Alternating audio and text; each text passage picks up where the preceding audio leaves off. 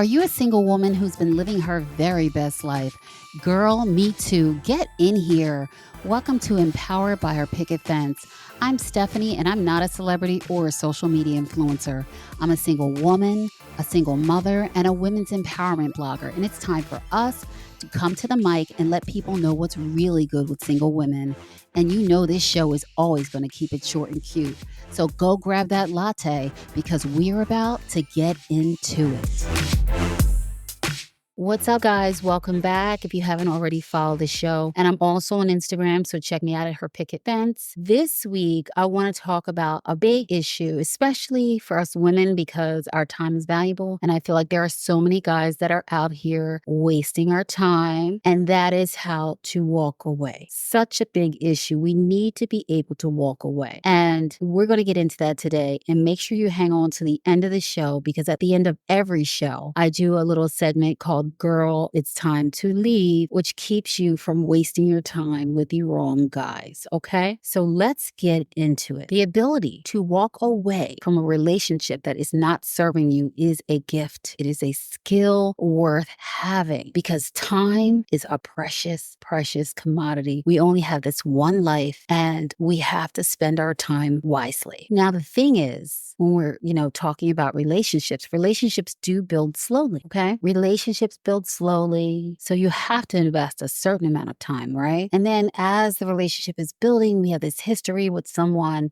and we're feeling comfortable, right? We have memories with them, the holidays, our first year together, our first anniversary, whether it's marriage or if it's your boyfriend, whatever. We have all these memories and experiences with that person. And, it's comfortable. It feels good. You're used to it. That's not something that's easy to walk away from, right? But let me tell you what the downsides are of that time in someone. Sometimes when you're pouring all of your time and effort into a relationship versus yourself, it can literally put you in a growth chokehold where you're not growing. Maybe the relationship is evolving, but you are not growing because all of your time is spent shoring up this relationship. From a growth perspective, you could just be at a standstill. And when that happens, you are in a relationship that does not serve you. The fear starts welling up. Okay, well, I spent so much time with this person. Will I ever find someone else? Where do I start? I don't want to start over. You hear that so many times, right? Women talk about, I've said it, I don't want to start over from scratch again. So I might as well just hang out here for a minute. And all that fear is toxic for our growth. All that fear keeps us from really taking a really good look at the situation we're in and if we need to stay or go. So I'm going to tell you today what I used in my path to really choose me and how I learned to walk away. And I hope it can help others that are struggling with the fear of not wanting to start from scratch. I know in my late 20s, early 30s, if I was in a relationship, I didn't necessarily want to end it because, I was kind of nearing the time where I should be thinking about having kids or getting married. And not that I was necessarily ready at that time, but I also felt like if I broke up with this person, I have to start over getting to know somebody again, and I'm behind the eight ball if I did decide to get married and have kids. And I can imagine a lot of other women may feel that way as well. So these are some of the steps that I took when I was really, and I still employ to this day, when I'm really looking to choose myself and decide if a relationship is worth sticking around for. Number one, evaluate your situation, evaluate your relationship and get clear. Do the negatives outweigh the positives? What are the pros and cons of staying in this relationship? A lot of times we romanticize the great times and we kind of forget about all the bad times. Also, ask yourself, what will be the cost of dissolving the relationship? Any decision is worth making if it's one that you can get behind personally. Like, get behind it. If I break up with this guy today and I never find another guy in the next 5 years that treated me X, Y, and Z, even though this relationship is still not the right one, that's okay because I made this decision today. Get behind. Can you get behind your decision? Can you deal with the cost of dissolution? Ask yourself that question. Because if you can make a decision and say, you know what, I'm out regardless, come hell or high water, no matter what comes down the road, then you are already dispelling some of that fear that overshadows and keeps women stuck stuck in the wrong relationships. If you say, you know what, whatever comes, I'm rocking with it, I'm just out. So think about the costs of dissolving that relationship and if you can withstand the potential consequences.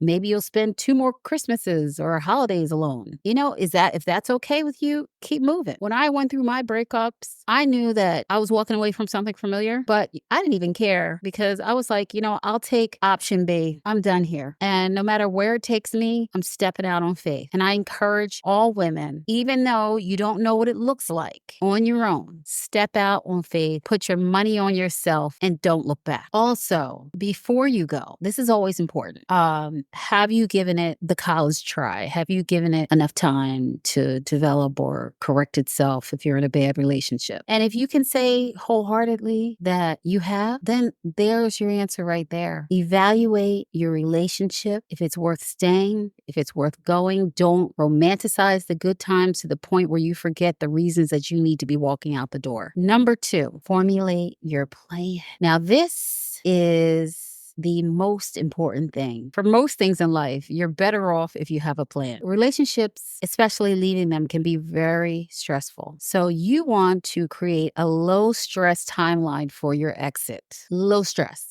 Okay. You don't want to rush into it unless you absolutely need to. You want to plan things out. So start saving your money if you're living with your significant other, or maybe you're married and you're used to living on 2 incomes. Start saving your coins, ladies, because when you save your coins, you have a better chance of having a less stressful exit. Also, start the conversation with your significant other so you're not necessarily catching them off guard. So when you do leave, now this is something I've always done. They're never surprised when I'm leaving and going out the door because I've dropped breadcrumbs for quite some time before I actually left to see if things would change. So start the conversation. One of the things that I think is very helpful when you're having that conversation is saying, and I have definitely used this in the past, it's not you, it's me. And that's an honest statement, because when you get to the point where you're choosing yourself and you decide, you know what, I can't do this relationship anymore. I just want to be on my own, focus on myself, pour into myself. That's very valid. That is a valid statement. No lies told. It's me. I want to work on me and I want to do it alone. And I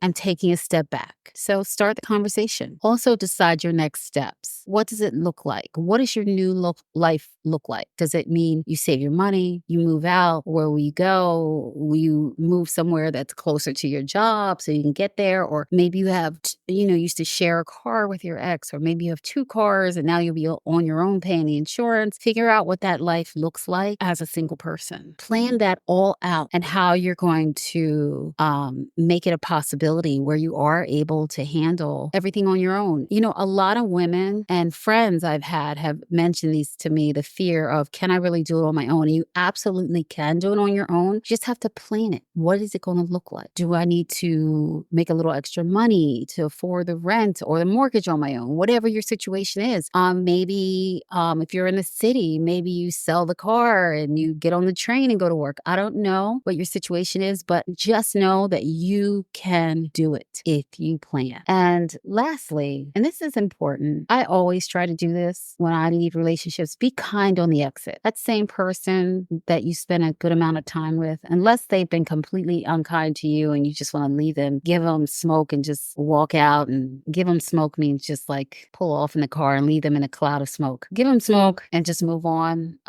Be kind, because this is someone you spent time with. No need to make it, if you don't have to anyway, a bitter split. That's what I definitely aim for. And the third step, so the first step is evaluate your relationship, whether it's, worth staying or leaving. Number 2 is come up with a really solid plan, which includes envisioning your future as a single. And number 3 is executing your plan. Remember why you're choosing yourself. Move forward fearlessly. There are so many things that we can be afraid of in life, right? But bet on yourself. Bet on yourself and let your faith in yourself, in your belief, belief in who you are as a person see you through. And give it time. It can be very hard at first. It can be daunting. All of a sudden, there's nobody that you have to tell, oh, I'll be home at 6. And you're used to somebody checking in. You're used to having that person to come home to. How was your day? My day was great. But you have to get used to that new norm where you're your own cheerleading section. You come home and instead of how was your day, maybe you take a moment, you sit down, make yourself a cup of tea and sit down and watch a little Netflix and hang out on your own. It's going to be a little hard at first. It's not going to be easy. But I'm going to tell you what a friend told me a long time ago when I went through a very big breakup for me anyway. She said, give it time. In 6 months, you will feel a lot better. If you are like really missing your significant other after a breakup, when you get to month 6, I'm not going to say you're going to be healed and you feel like 1,000% better, but you will feel a little bit better. 6 months. Remember that. All right. So I say to all women who are in relationships that are not serving you over the long run, you can walk away. Consider your time, evaluate your situation, formulate your plan, and keep it moving. Now, here are 3 empowerment moves for you to help you go brave if you're ready to walk away. Number 1, it's over when you say it's over. If you decide you've had enough, then you've had enough, and take the steps to create a different life for yourself. Number 2, always choose you. And number 3, your time, your life is worth it. It's worth you taking the chance and stepping out on your own. So don't be afraid of the unknown. If you have questions about whether you're even in a toxic relationship, go to my website. The link is in the show notes, herpicketfence.com, and take my toxic love quiz. Start there. And now it's time for girl. It's time to leave. Girl, it's time to leave when he keeps your world small. He doesn't want you to grow. You try to do new things. He's criticizing you. And one of the reasons why he's keeping your world so small is because he's afraid of losing you. You know what that sounds like to me, ladies? Sounds like you've outgrown him. So if he's trying to keep your world small, girl, it's been time to leave. All right, guys, meet me right back here next week. And don't forget to hit that follow button and leave a review. And tell all your friends because the single girls just got the mic.